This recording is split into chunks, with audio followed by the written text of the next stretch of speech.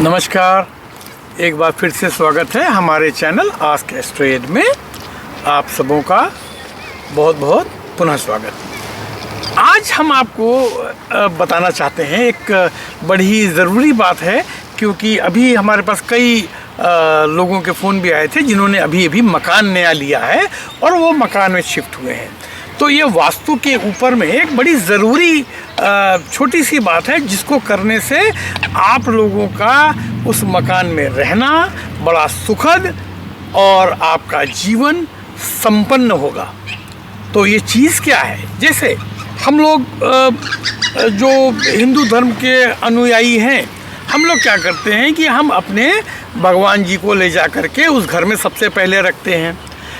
भगवान जी में भी जो हमारे प्रथम पूजनीय हैं वो गणेश जी हैं। तो हम नवरात्रों में जब नए मकान में गृह प्रवेश करते हैं या और किसी समय करते हैं तो हम गणेश जी को लाके घर में स्थापित करते हैं।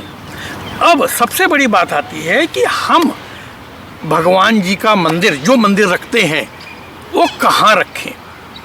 और गणेश जी जो हैं वो हमारे आराध्य हैं।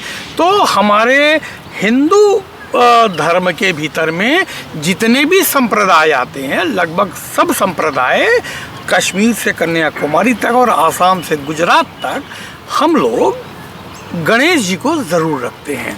हम बाकी देवी देवताओं रखें नहीं रखें, लेकिन गणेश जी हमारे पास ज़रूर होते हैं। तो अब गणेश जी को रखना कहाँ है? मकान में सबसे जो आपकी आइडियल स्थिति होती है, सबसे जो आदर्श स्थिति होती है भगवान जी का मंदिर रखने की, वो घर के नॉर्थ ईस्ट के कॉर्नर में रखना चाहिए प्रेफरेबली। लेकिन अब जो लोग फ्लैट में रहते हैं तो अमूमन आपको नॉर्थ ईस्ट में हर जगह आपको जगह नहीं मिलेगी। हो सकता है कि वहाँ किचन बना दिया उन्होंने, हो सकता है कि वहाँ पर उन्होंने टॉयलेट बना दिया हो।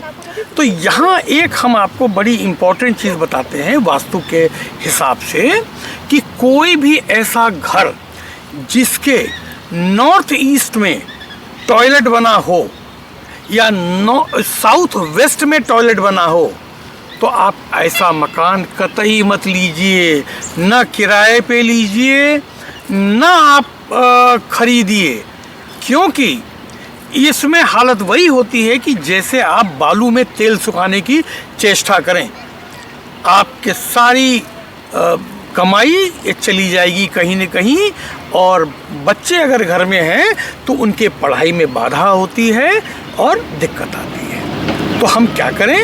हम प्रेफरेबली अवॉइड करें कि इस टाइप का कोई मकान हम ना खरीदें। हम अब गणेश जी को जो हम लेके आते हैं तो बहुत से लोग क्या करते हैं, अपने घर में दरवाजे के भीतर लगाते हैं गणेश जी, कुछ लोग दरवाजे के बाहर लगाते हैं। मैक्सिमम लोग घर के दरवाजे के बाहर लगाते हैं कि हम घर में घुसे तो गणेश जी को प्रणाम करके। नहीं, घर के बाहर दरवाजे पर गणेश जी को नहीं लगाना चाहिए। गणेश वो देवता हैं जिनको घर के बाहर नहीं रखा जाता है। गणेश जी हमेशा घर के अंदर होते, लेकिन हम लगाएं दरवाजे के ऊपर, जो हमारा जो एंट्रेंस है, एंट्रेंस के इनर साइड में, जिससे कि जब हम बाहर जाएं तो गणेश जी के दर्शन हो, हम उनको हाथ जोड़ करके और हम बाहर जाएं।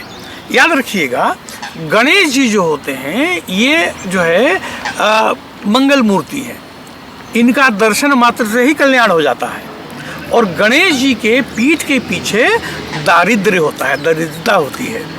इसलिए घर में हमेशा गणेश जी को ऐसी अवस्था में रखना चाहिए जहां गणेश जी की पीठ दीवार के साइड में हो, उसके पीछे आपका कुछ नहीं हो। कभी भी गणेश जी को या ऐसे स्थान पर नहीं स्थापित करना चाहिए जिस दीवार के पीछे आपका बेडरूम हो या आपका बाथरूम या टॉयलेट हो, उस पर कभी नहीं रखना चाहिए। आप इसको ऐसी जगह रखें। अगर नॉर्थ ईस्ट में नहीं जगह है, कोई बात नहीं है, आप ऐसी जगह रखें जहां दीवार के बाद में फिर कोई कमरा आपका न पड़े। और दरवाजे पर कभी भी बाहर के ओर गणेश जी मत लगाएं, दरवाजे के भीतर साइड लगाएं। अगर आपको लगता है बाहर आपको कुछ लगाना ही है तो काल भैरव जी का चित्र लगा लीजिए। काल भैरव को हम बोलते हैं काशी का कोतवाल, उनका बाहर लगता है चित्र। क्यों? वो कोतवाल है। आपके घर में कभी, याद रखिएगा, कभी चोरी नहीं होगी, कोई आदमी ब्रेक इन नहीं कर पाएगा, ये मेरा आजमाया हुआ है। हम विदेश में रहते हैं, उसके बावजूद हमारे मकान के बाहर काशी के काल भैरव जी ही विराजते हैं। और हम जब घर से बाहर जाते हैं तो उनको बता के जाते हैं, प्रभु ये मकान आपके हवाले है, आप देखना। और कई बार चेष्टा हुई, कोई कुछ कर नहीं पाया, कर नहीं सकता है, नहीं कर पाएगा। अरे जिसका स्वयं रक्षक काल भैरव हो, उसको कोई छू सकता है? कभी नहीं। तो आप निश्चिंत रहिए। तो वास्तु टिप में ये एक बहुत ज़रूरी चीज़ थी जो हमने आज आपके साथ शेयर किया कि गणेश जी को हमेशा ऐसी जगह स्थापित करें जिसके पीछे आपका बेडरूम या आपका बाथरूम या आपकी रसोई नहीं आती, क्योंकि रसोई अन्नपूर्णा का घर है और अन्नपूर्णा की और गणेश की पीठ हो तो ठीक नहीं होता है। याद रखिएगा गणेश जी की कहानी में कि शंकर जी ने जब बोला जाओ उस व्यक्ति का सिर काट के लाओ जिसकी माँ बच्चे की ओर पीठ करके सो रही हो, और हाथी ने बच्चे को जन्म दिया था और उसकी माँ पीठ करके सो रही थी, तो हाथी का सिर काट लाए। तो इसीलिए आज भी हमारे वहाँ महिलाएं, माताएं अपने बच्चे की ओर पीठ करके नहीं सोती हैं। उनको करवट भी लेना होगा तो बच्चे को उठा करके इधर रखती हैं और फिर सोती हैं।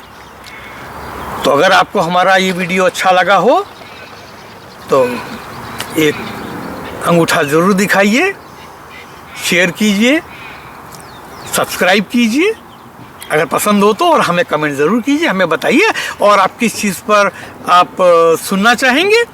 हम और वास्तु टिप लेकर आपके सामने आएंगे। तब तक के लिए आज्ञा लेते हैं। सुखी रहिए, स्वस्थ रहिए। नमस्कार।